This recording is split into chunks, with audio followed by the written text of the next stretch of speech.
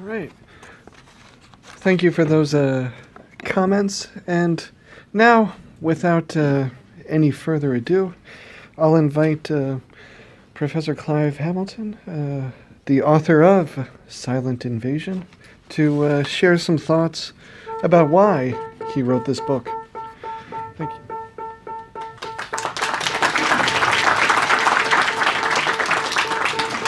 Is that the invasion?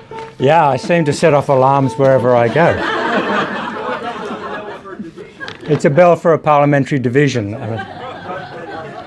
As if we didn't have enough divisions already. It won't last. Yes.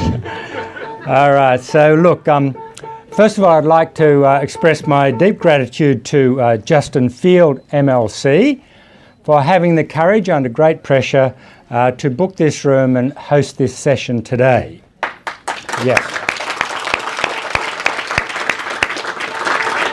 Secondly, I'd like to thank the Australian Values Alliance for organising the event and demonstrating that there is very wide support within the Chinese Australian community for a proper and full discussion of the influence of the Chinese Communist Party in this country, a discussion that has been suppressed for too long. So thank you to the Australian Values Alliance.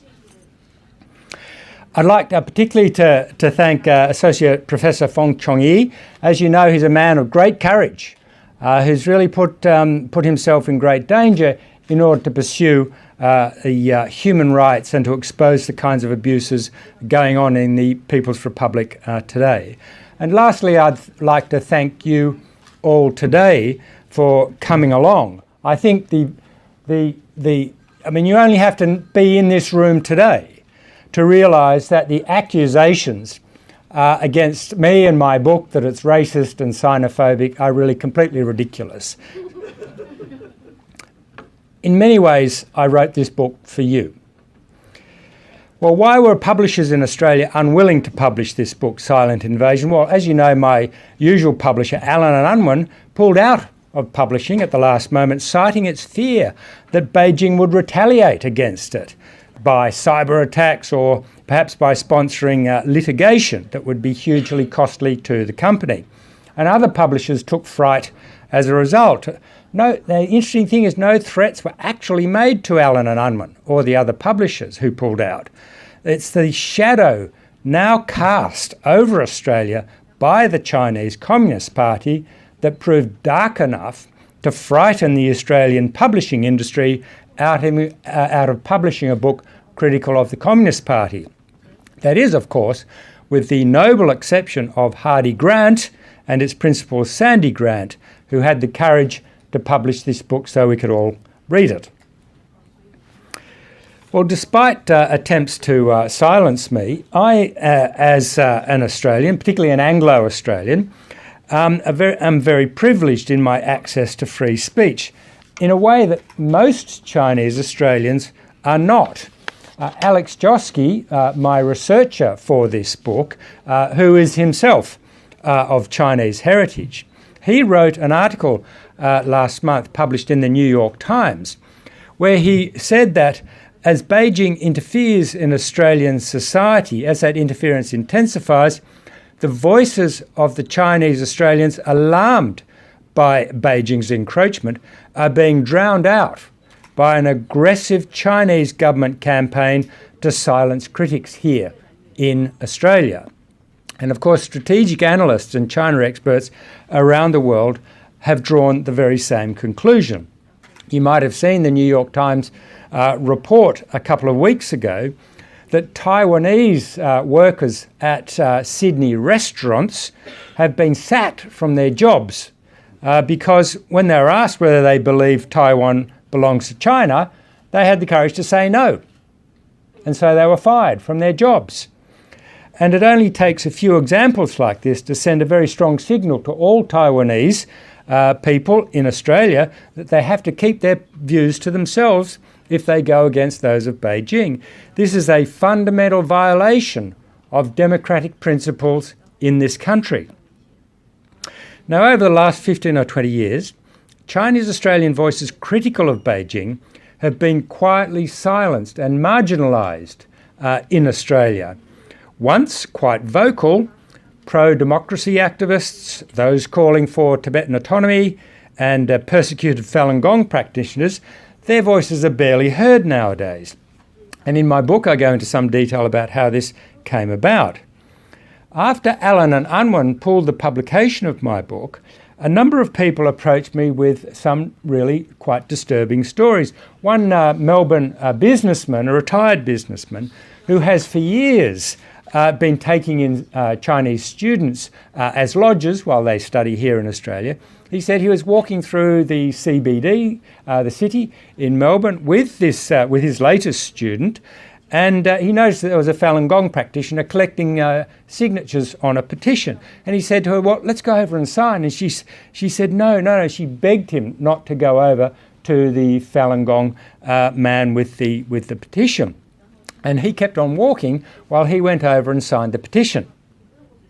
2 weeks later, that student's parents back in China had the Ministry of State Security knocking on their door.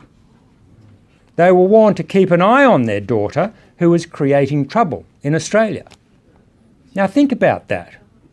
It means that Chinese authorities in Australia are monitoring Falun Gong practitioners wherever they go, on the streets of Sydney and Melbourne, and photographing anyone who interacts with them. And they can identify any ethnically Chinese person and then put them on a watch list at the consulate. When dissident writer and Nobel Peace Prize winner Liu Xiaobo was dying in a prison hospital, the Melbourne street artist Ba Du Chao painted a very moving picture on the wall of a lane in Melbourne, Hosier Lane, very famous. You should go there next time you're in Melbourne.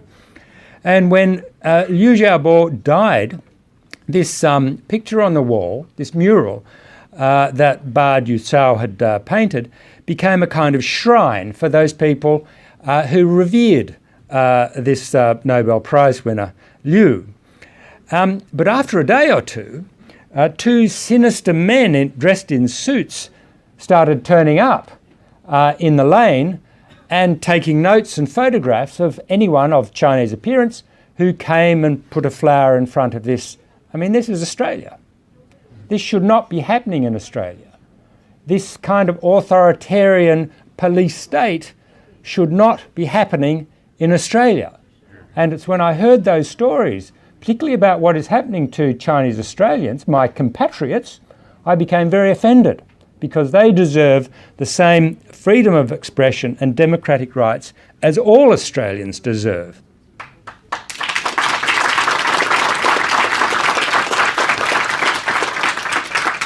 Now, it's very important to understand that the effect of Beijing's suppression of critical voices in the Chinese Australian community is not confined to pro-democracy activists and Tibetan autonomy supporters. The dominant narrative in the community is now one that supports the Communist Party's view of the world. As you know, the once very diverse Chinese language media in Australia today is overwhelmingly pro-Beijing. And those newspapers and radio stations vilify anyone who speaks about human rights violations, for example, in the People's Republic. So a young Chinese Australian who wants to enter politics, and there, of course, there should be more of them, but they know that any criticism that he or she should make of, for example, the Communist Party's influence operations in Australia, if they do that, they'll get bad press. They'll get pressure from community leaders. If they persist, then it could be that their family members back in China may receive intimidating visits from state security. So it's much easier just to stay out of politics. And this too is a denial of the democratic rights of those young people to enter into the full community and political life of this country.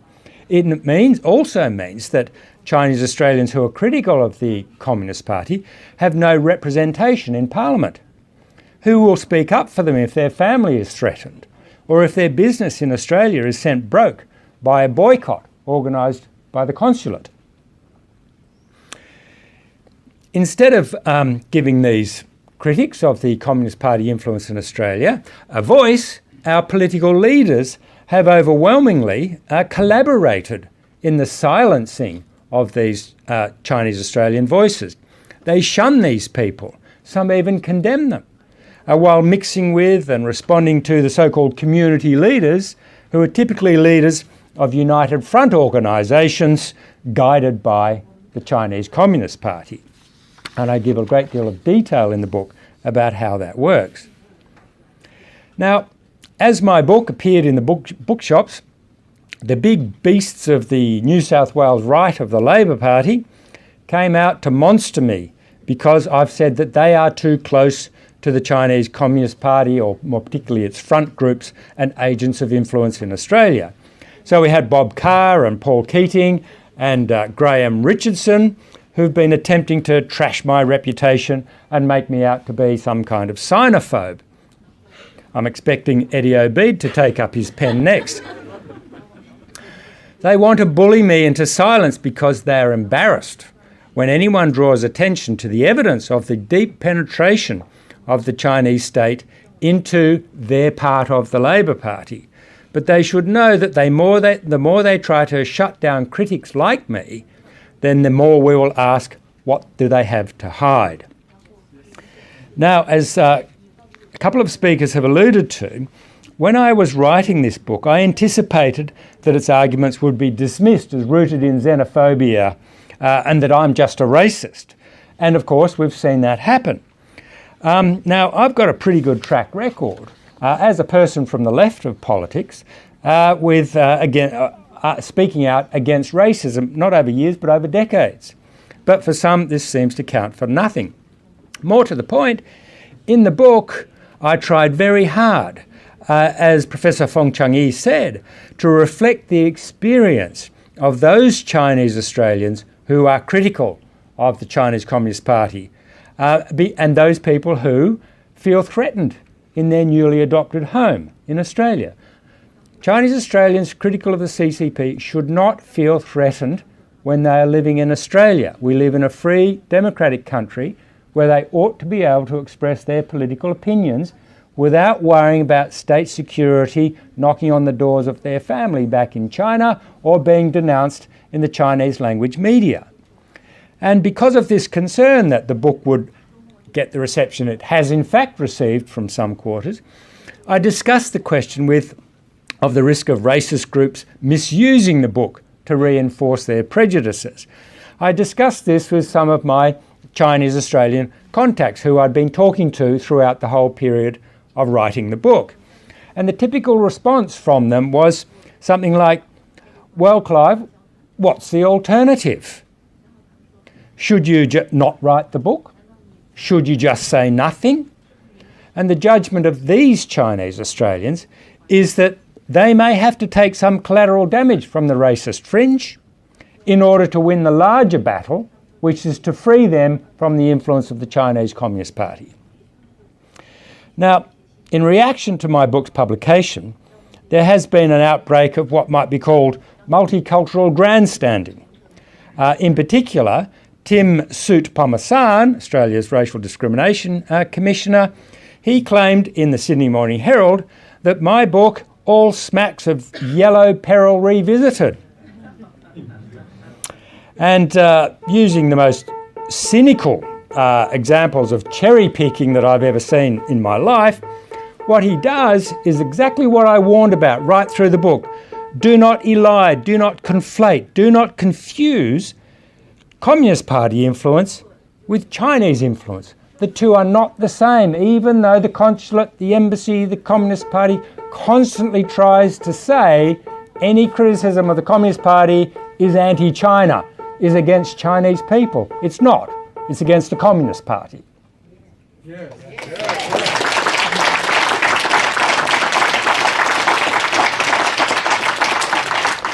Now, one of the things that, and I'll finish, Mr. Chair, in 2 minutes.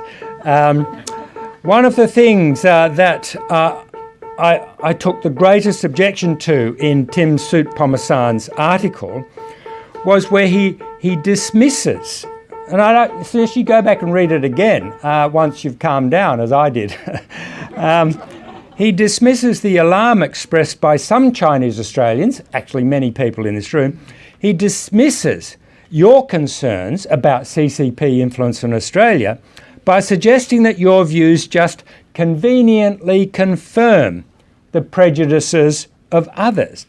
And for me, for someone like Tim Soutphommasane to join in the silencing of Chinese Australian voices critical of the Communist Party, to me this is completely unforgivable. Yes.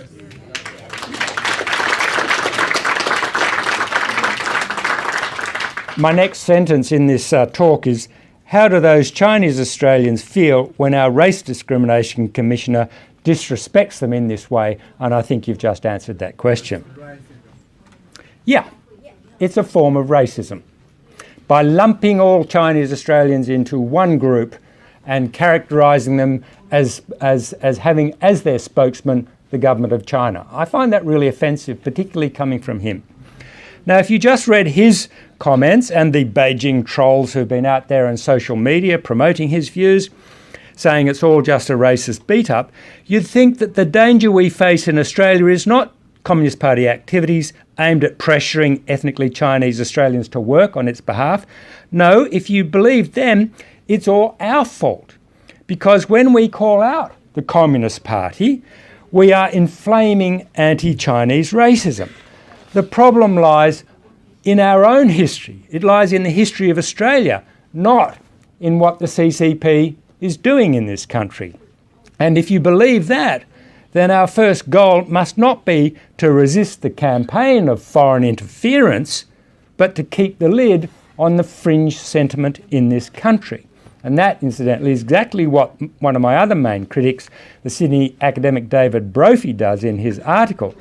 He literally says, and I'm quoting from his article, he says, we must, quote, confront our own failings and not shift the blame onto China. Do you believe that? And he's a China expert, I'm told. Let me finish on this last comment. 2.5 years ago, the famous Chinese novelist and New York Times writer Murong Yue-kun electrified the audience at the Festival of Dangerous Ideas at the Sydney Opera House not far from here. So let me finish my talk with the words that he used to finish his talk a couple of years ago. He said, "In the age of globalisation, freedom of speech and a free flow of information are no longer the internal affairs of any one country. When Australians, including you who are sitting in this audience, silently observe a government ruthlessly ban books, arrest innocent people and muzzle its citizens, and then reach a tacit agreement with such a government to blithely become trade partners and allies, then the day will surely come when your own freedom of speech and your own free access to information and ideas, they too are in danger." Thank you.